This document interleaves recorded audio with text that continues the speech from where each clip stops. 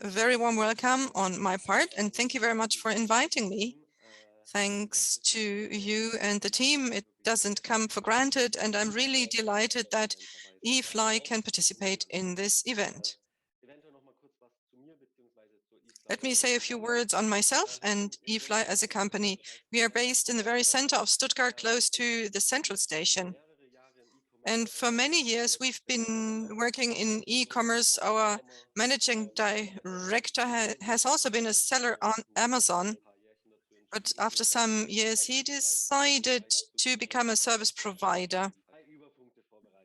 So I've prepared 3 points. The potential of Amazon. Let me give you some facts and figures on Amazon, because I think that not everybody is active on Amazon. Maybe you have an online shop.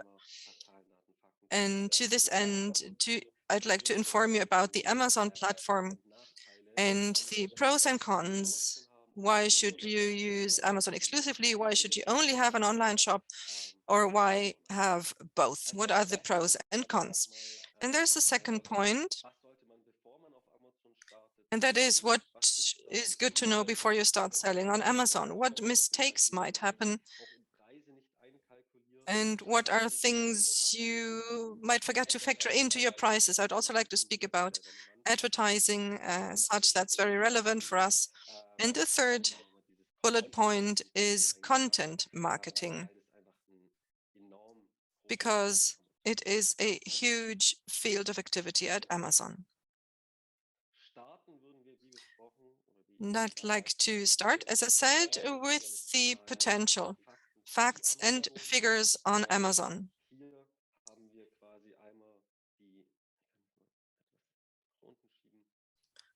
I can move the slide a bit. This slide shows the Amazon sales and the development, Amazon's market, how did it develop? And you see, if you take the first bullet point, it passed from $16 billion to $162 billion between 2014 and 2022, only 8 years. More than 10 times more of sales in that period of time. This has also to do with the fact that there's an increasing number of retailers selling an increasing number of products and marketplaces. If you have a look at the marketplace development on Amazon, Turkey was added recently, Poland, the Netherlands. So this means that there are many more marketplaces that are being served. Amazon would almost have doubled its e-commerce net sales within 3 years, between 2019 to 2021, if I'm not mistaken. And that's amazing, really. And Amazon's market share of online sales as a whole on the internet amounts to 53%. So this means if you take all the web shops together, any sale generated through the internet, 53% of that is done via Amazon. And that's really impressive to see the potential that there is, and to see the sheer size and market power of Amazon. You see some more facts and figures. On the right-hand side, you see how Amazon developed as compared to eBay, Alibaba, etc. And you see how far advanced they are with regards to others, particularly with regard to the different marketplaces where they are active. Here you see 45.3 billion in retail sales in 2020. That's another very important figure. In 2021, if you undertake a year-on-year comparison, there's an increase of $13 million per day as a sale as compared to 2020. These are impressive numbers, particularly as many of our customers come from eBay or sold on eBay in the past and are somewhat attached to that. They think that there might be a huge leap ahead, but there's nothing wrong with that, serving in another marketplace, but it's not really understandable why they are not using Amazon for the same purpose.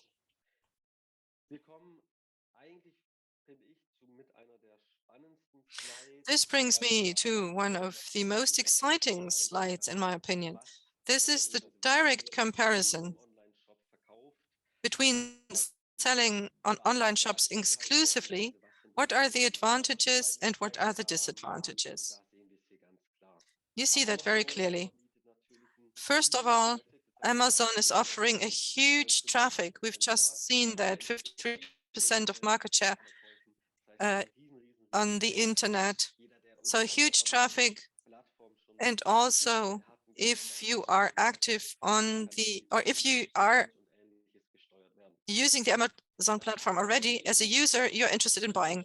The disadvantage is that you are placed next to competitors, similarly to Google Ads,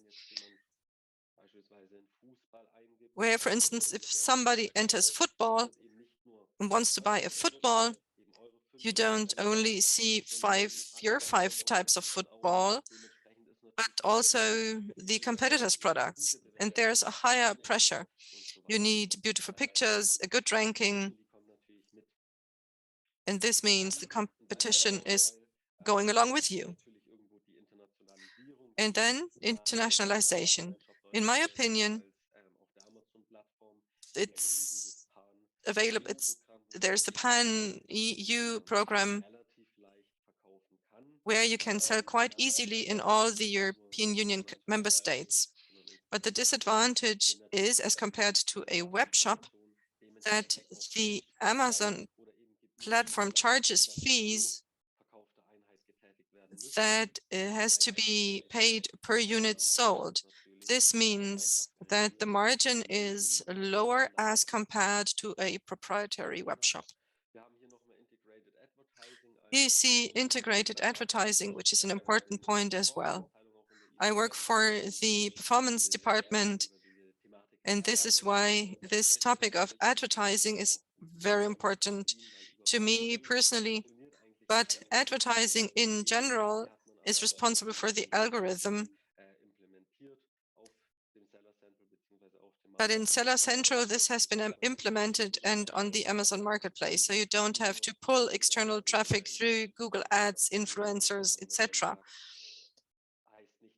But on the other hand, it doesn't mean that influencer marketing is necessary. But the advertising formats are sufficiently available on the platform. That's my point. Selling on an online shop is just the opposite. This means you are in control. You don't have competition except for Google Ads. But if you have a good branding in your online shop, content marketing and reviews can be designed, can be influenced, and you don't have to adapt to your competitors that much.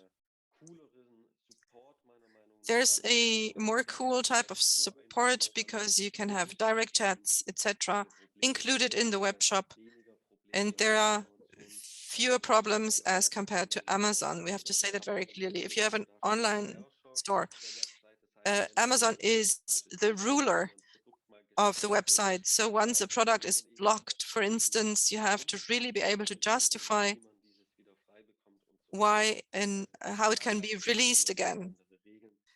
So there are different rules that apply as if you have your own web shop. At the bottom, I'm showing you a conclusion, a personal conclusion on my part, selling on Amazon versus selling on an online store. In my opinion, we shouldn't make a decision between A or B. I think that both should be evident, but because of the high traffic and because of the stronger brand awareness with new customers, Amazon is great, but selling online is more profitable because you have to pay less fees, lower fees. So I think that Amazon is excellent to acquire new customers and in order to lead your customers into your own web shop afterwards. So why not only have Amazon if you have a high traffic? I have mentioned that already. The reason is you're not the ruler in your kingdom, but if something happens, it's always good to have an online shop. But in my opinion, both things are absolutely needed.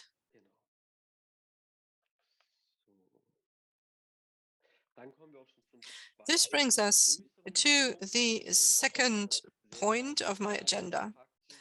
This also has to do with facts and figures.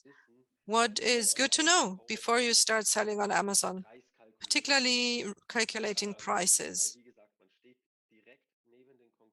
Because you are shown next to your competitors, this means you have to be able to compete with your prices. If you're not competitive, you have to compensate for that by premium quality or content, or you have to think twice, what could I change in order to be a premium seller?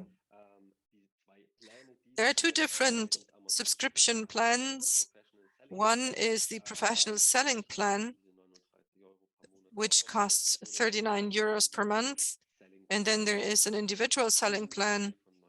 You have to pay 99 cents per unit sold.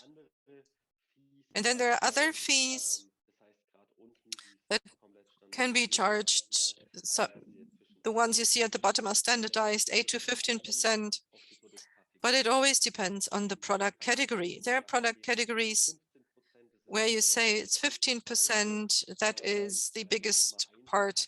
And then there are other individual categories. I think shoes, for instance, there you only have to pay 8% of a fee of the sales price.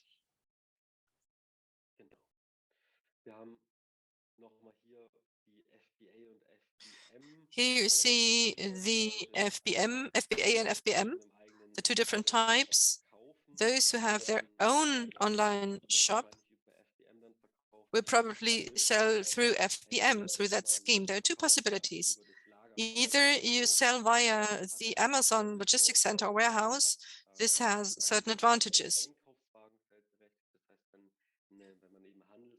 If you have a merchandise you want to sell and another person also sells the same product, it's more likely that if you sell through FBA, you are shown on Amazon. That's more likely. And then there's a lump sum or flat fee per unit in the FBA scheme, where you pay according to product type, size, and weight. If you have an oversized product, for instance, they are clearly more expensive under the FBA scheme as compared to the FBM scheme, because the storing fees are quite high. Then there's the FBM scheme. Amazon calculates the shipping cost based on the product category and on the shipping method. And then there's a kind of shipping credit that is forwarded.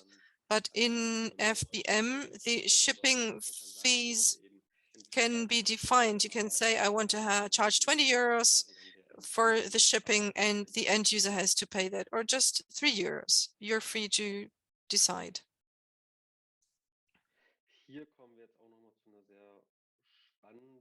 This is a very exciting slide. It shows the individual fees. People might be tempted to forget.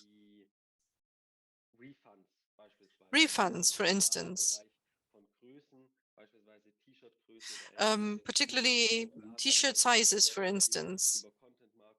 You have to use content marketing a lot because refunds are assessed additionally, and also overstocks. You send 500 products to Amazon, for example. They are stored in the warehouse, but you don't sell fast enough. And Amazon notices that, and they charge a certain fee for this overstock. And this can be quite expensive. You have two options. Either Amazon destroys the product, and depending on the pallet that is on stock, this can be painful. because you lose a lot of money, or you have Amazon return the products back to you, but this also costs some money. At the bottom, you see optional programs. You can also use other platforms, and this can also cause costs. And don't forget the advertising. Advertising is a very important part of the Amazon algorithm. If you want to sell organically, if you want to put some first items on Amazon, advertising is very important. So the question is, how much do I want to invest in advertising? The percentage you want to invest with the percentage of the product itself. So this is really important. And then there are FBA fees and other additional costs.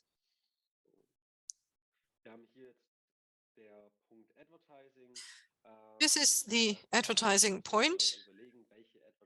On another slide, what advertising views are there? And when do you use advertising and what kind of advertising? If someone enters keywords on Amazon, it's similar to Google Ads. You enter certain keywords and the product should appear. The question is, how many keywords do I want to enter? Because you pay per click. This means that every time a person clicks on the sponsored SKU, a fee has to be paid. So it's very important to have a red thread, some guidelines about the keywords you want to use and the competitor's product you also want to be shown with. Retargeting is a more recent possibility, but you should have a clear guideline and a clear strategy. And this is why Moritz decided to look into that, because advertising and PPC is the topic where most money is burned if you do it wrong. This is why we look into that. You need to target that very precisely. Why is advertising important? Should we start slowly and then go full throttle? Should we start fully right away? It's simple to give an answer to that, relatively simple. If somebody enters drinking bottle, for instance, you see the drinking bottle at the top, that sells best. But as a new seller, I can only sell best if I'm visible, and visibility can only be produced via advertising. This means visibility is key, and then be among the listed keywords, produce sales, and then you improve step by step, and one day you're shown at the top. You have to analyze your competitors. Where are you to be found amongst the competitors? And you have to select very thoroughly. And there's also the possibility to have your own store, to advertise your own store on Amazon. This is like a small online shop on Amazon.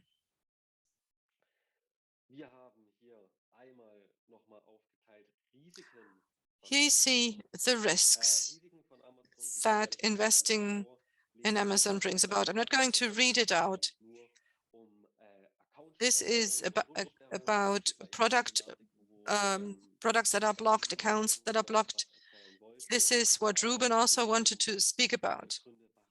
You see the reasons why Amazon might block accounts or products, and you have to differentiate very clearly.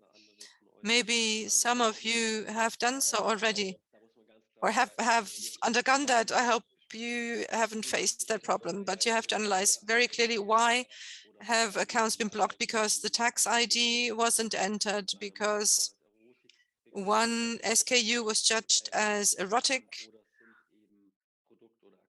or have accounts or products been blocked because they have a fake review, or is there a second seller account which is prohibited?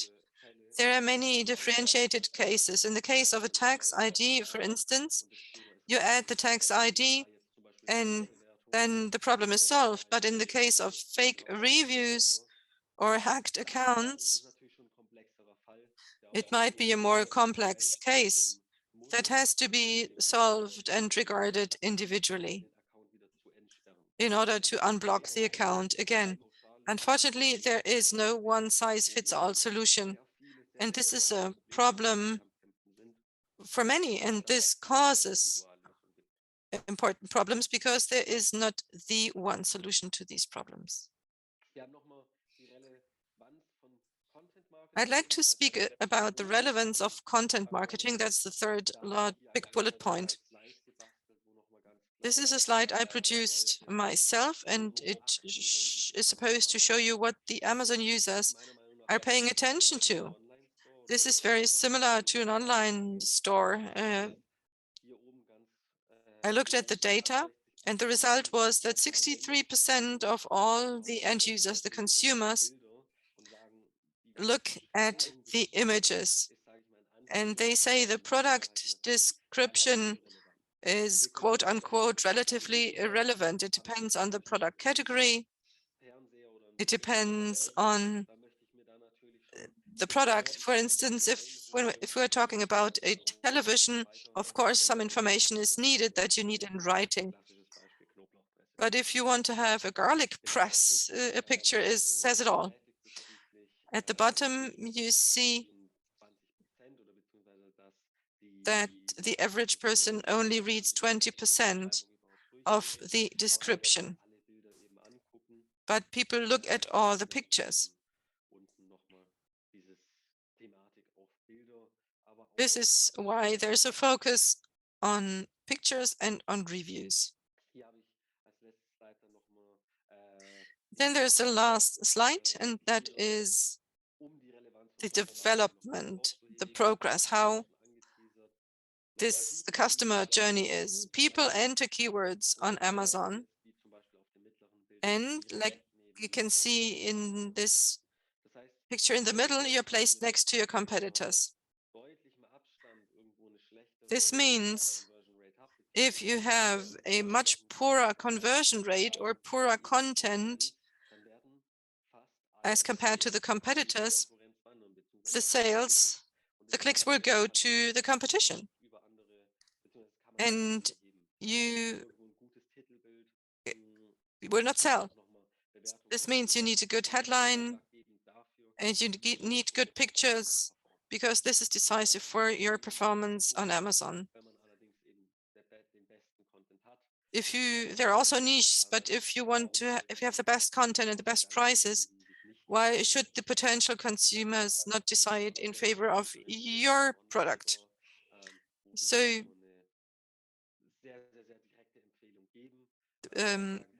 we always give very clear recommendations.